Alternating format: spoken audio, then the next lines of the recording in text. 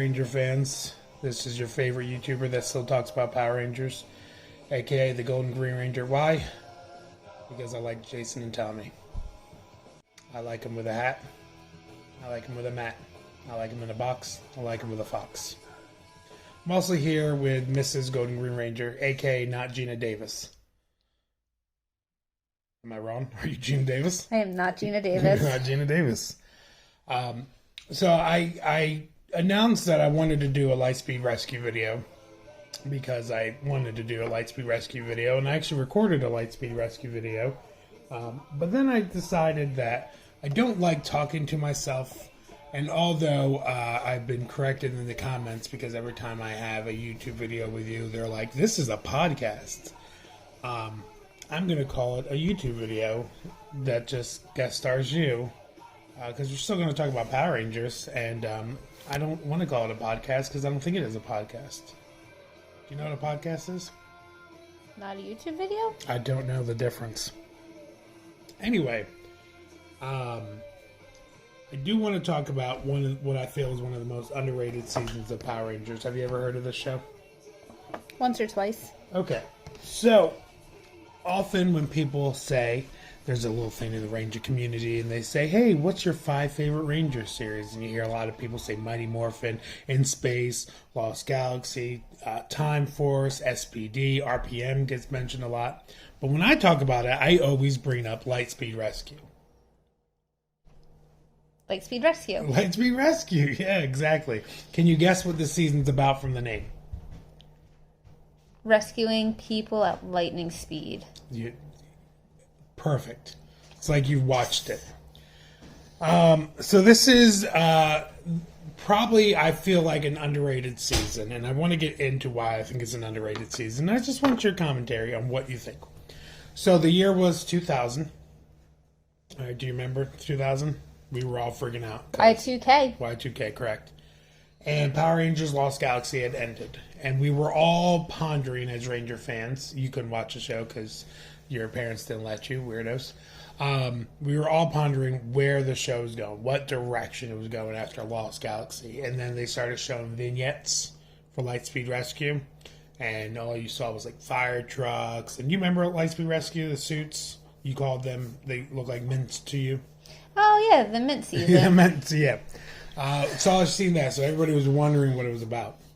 And I know there was a lot of disdain when it did finally premiere because it's a very simple season compared to the 2 space seasons.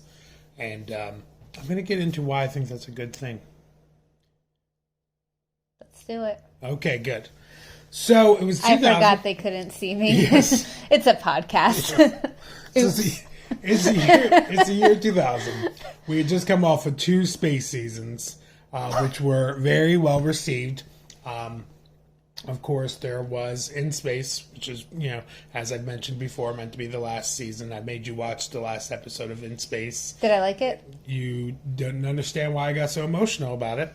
Then there was Lost Galaxy. You call it the Charlie Brown season. Oh, I like their costumes. Yeah. So the next season went grounded and went back to Earth.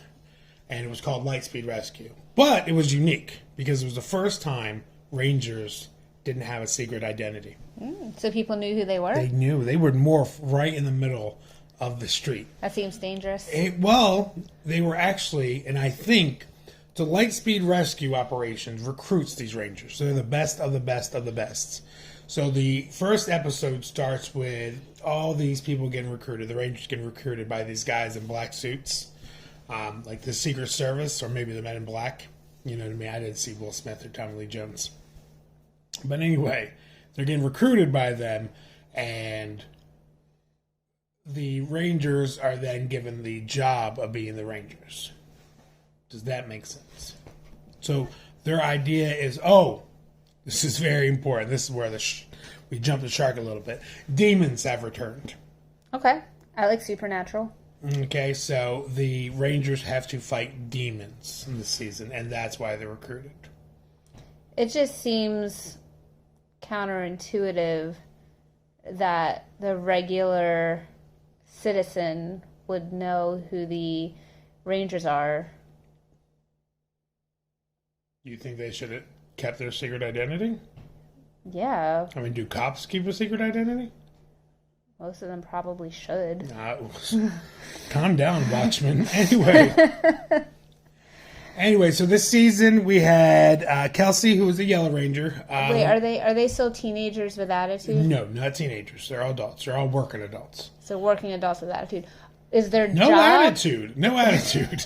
Is their job to be rangers, or are they something else and then also they're rangers?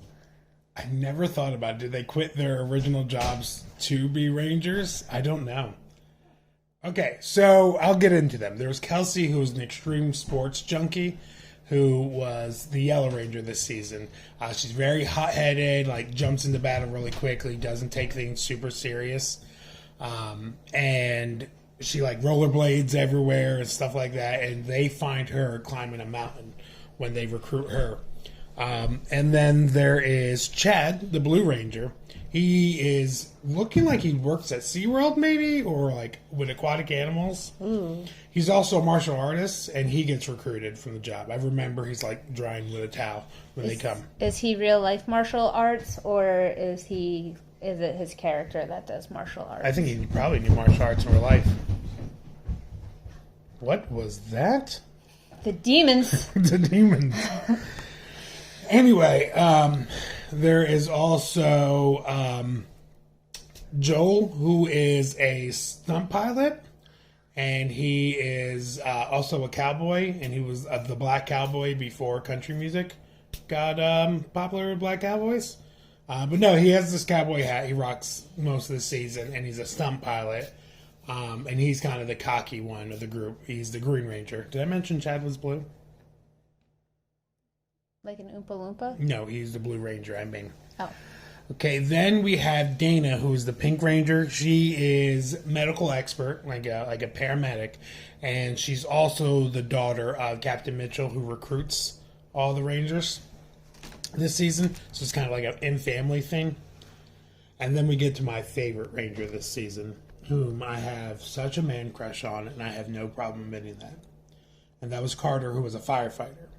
Now, when they recruit him, he had just saved a kid from a burning building. Nice. Because he's that cool. I am sorry. The cat decided my notes is where it wanted to sit on. Now, I like Carter for a few reasons. Number one, he's heroic. Number two, he's cool. Number three, he's heroic. Now, I really like him because we just went from 2 seasons with like really flawed Red Rangers. You had Andros, who didn't really trust the Rangers at first, and then you find out it's because his original Ranger team didn't make it, and his best friend was a popsicle. And this is all out of context for you, I understand. And then you had Leo from... I can't take your face right now. Yeah, Leo from Lost Galaxy, who wasn't meant to be the Red Ranger, so he was constantly questioning his ability. So to go down and have like a really simple Red Ranger again, who is like recruited because he's heroic and tough, was really nice. Plus, the guy generally played him so like heroic and brave. Stop it. Stop laughing. Can I talk about Power Rangers and you take it serious? He played it so heroic. He played it so genuinely. Like, I really believed that he was a super heroic, nice guy. Like, I got the vibe from the actor who played Carter. Like, this guy is super, like, caring and kind and a heroic guy. And I don't know. I don't think he gets enough credit. Like, he doesn't get brought up on, like, the list of the greatest Red Rangers. Do the Power Rangers from this season, are they just the Power Rangers for, like, 1 year? Or like 1 season? Well, I'm stuck on this, them being adults and this being their job? So volunteer recruitment? Usually, secret government? Yeah. Well, no, I think it is a government program. And I think my theory is that since Lost Galaxy and In Space and all that happened, the Ranger tech was left behind and the government like repurposed it and like remade the suits and like, like Area 51 did, you know what I mean? And used reverse technology to make the new Ranger tech. Area 51 doesn't exist and there's nothing happening there. You are absolutely right. Disclaimer. Disclaimer. Anyway, But either way, yeah. So usually the way a Power Ranger season run is if when their villains that season get defeated, that's usually the wrap up of that season, and usually they write in somehow how they lost their powers too. So it doesn't need to like why. So why when people watch it, they don't go, well, why don't they just use the original other Rangers? So like every season, they usually lose their powers by defeating the big bad, but not always, and not in the case of Lightspeed Rescue because they kept their powers at the end. Government, correct.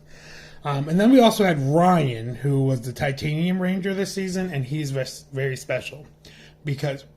Why are you confused by that? Never heard of a Titanium Ranger. There's a reason why you never heard of him. He is the only American-made Ranger. So, as you know, because I've told you a million times, Power Rangers is based off a Japanese show called Super Sentai. There was no Sixth Ranger in that show, so they made their own American version named the Titanium Ranger.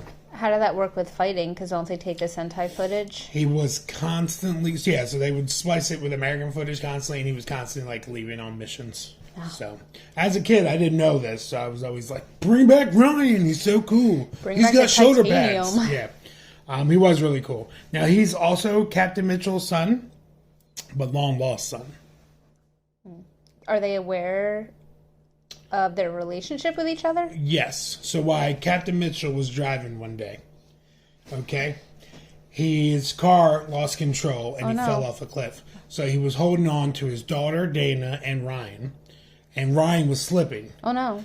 And the Diabolico, the demon this season, showed up to him and was like, yo, I will save your son, but he's mine. And he's like, no, you can't do that. And he's like, all right, we'll let your son die. And then he's like, no, and he drops Ryan. So he's like, okay, we have a deal. And then he catches Ryan, and then he takes him. So Ryan was raised by Diabolico, thinking that his father didn't care about him, and that he picked saving his sister over him. So he actually broke in to the Lightspeed Rescue headquarters to steal the Titanium Morpher because it was originally made for Carter, which I thought was such a cool storyline that they explained why there was a sixth Morpher. Like, this was a new power for Carter to use to fight the demons. Interesting. But Carter couldn't use it when he tried to wear it. It, like, hurt him. So weak. Yeah, that's what I'm saying. He's not weak, though. Don't talk about Carter. Okay? Anyway, long story short, Ryan gets the Titanium Morpher and he becomes the Sixth Ranger that season. I really like Ryan, too. And apparently the actor who plays him doesn't age, because I looked up some notes for this and I saw them, and he was pretty much the same. But anyway, why I like this season, and I want to get into this because I talked about the characters, was for a simple thing. It brought it back to basics, and I really like that. So, and do you know what I mean by basics? No. Really? No, legit. All Power Rangers when I was growing up we were on the playground, and I knew that they had different colors, and we would like pretend fight Power Rangers. So what I mean was we had very grounded seasons in Mighty Morphin, Zeo, and Turbo. And then we did two big grand seasons in outer space with big overarching villains and big things. And then to go back to an on-Earth season with a smaller threat like demons in the Earth and everything like that, what are you confused about? Demons are not a small threat. I'm not saying small threat. I'm just saying it was a very isolated. Like, space had the Empire of Villains. And then Lost Galaxy went even farther into that with, like, there's pirates out there, and there's space gangs, and there's bug species and stuff. Where this was, like, one set group of villains. There wasn't factions and everything like that. It was just demons. That we know of. There could be bug demons, pirate demons. But the show didn't show that. Anyway, Jesus, you're the worst. Worst! But I liked it because I think if it wasn't for the show going back to basics and them trying to do like over and over like another crazy space, they would have peaked somewhere, and then they would have been throwing everything at the wall. We would have had Power Rangers in Spibbity Space, Silver Lining, Electric Boogaloo 2, versus there's big seasons, and then there's more grounded, basic seasons. And the fact that this season worked as a grounded, more basic season is really good. Plus, I just like the idea. Like, there was no complex thing with the characters. There was no like Leo, who am I meant to be the Red Ranger, or Andros, where my best friend died, kind of, and I froze him, and like all that stuff. It was like, oh, you guys are heroic. Here's more Frisbee Rangers. That was it. Like the only complex one we got was Ryan, and that was like much later in the season. So it was nice. And as a kid, it was a nice like, huh, this is simple again. I like it. They look like mints.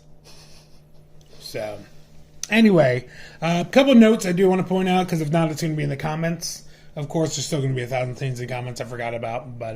that's right. Yep. No Bulk and Skull this season. This is the first season without Bulk and Skull. Technically, Skull was not in Lost Galaxy, but he was in the first episode, so it counts.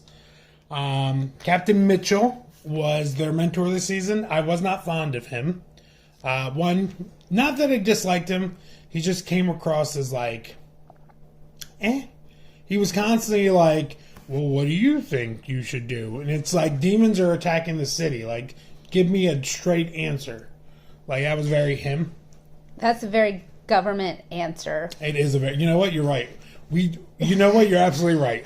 And we're not saying that to like speak, we both have government jobs, and you're absolutely right. That is true. It's a very, I don't know. What do you think? Let me rephrase. It's not that I dislike Captain Mitchell. I think there has been other greater mentors.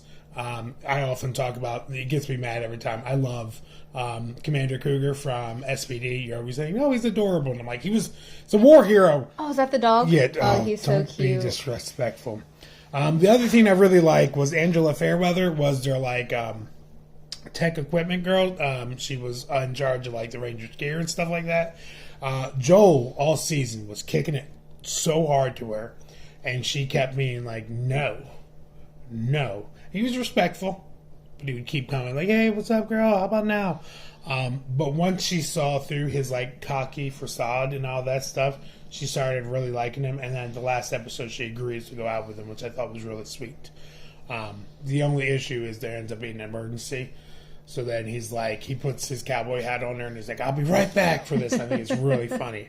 But I thought it was cute because it reminds me of me and you when we met. And I was just going to say, you sure that's not our story? Yeah, it reminds me when we met and you were like, oh, you're kind of a jerk. And I'm like, no, I'm actually really nice, kind of. And it took a while before you saw the real me underneath my loud, obnoxious personality. With that being said, and I'm not going to get into this yet, but in Time Force, they do team up episode, and you see Joel again, and he's on his honeymoon with her. Yay! And then he gets called in again, and it was the same joke, like, I'll be right back, honey, to take care of this, which I thought was really neat. So I do want to point out, because I thought that was a really cute romance to see growth in a character, and not even just like, it wasn't Carter, the Red Ranger, it wasn't Ryan, it was like the Green Ranger that season. They decided to have growth with him, which I thought was really neat. The other thing I want to mention, there was a really, really awesome PS1 game that came out for this. Not the N64 one. That sucked. But there was a PS1 Lightspeed Rescue game that I played the crap out of. I mean, it was so good. So good. I remember the only problem I had with it was so loud and obnoxious. So I'd put the disc in and I'd get really excited and then it'd be like, Power Rangers! I was like, chill out, bro. Take it down. My parents are sleeping. Like, chill. But it was really good, and I just want to point that out because I'd never really talked about Power Ranger games before, and I remember loving that one. So, any questions? Comments? Damn, you look good. I like the You look fantastic. No way. I'm talking about my Switch. It's behind you. Mine looks better. Mine is the Animal Crossing one. Just kidding. You're adorable. Go ahead. Stop it. I like the N64. Mm-hmm. I like the PlayStation 2. Okay. Any questions on Power Rangers? I don't know if I've ever played the PlayStation 1. Oh, my Lord. Any questions about the season?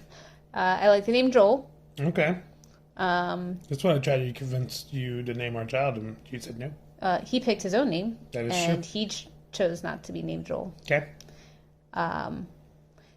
Is Angela Fairweather like Felicity on Arrow? I don't know why I have that image in my head. She did. Yeah, well, I let you, before we recorded this, you watched the opening Kroll, the show, and she's in that, so you probably saw like the glasses and the dark hair. And I wouldn't say, because she's much more independent Not that Felicity wasn't independent, but she never came across as like damsel in distress.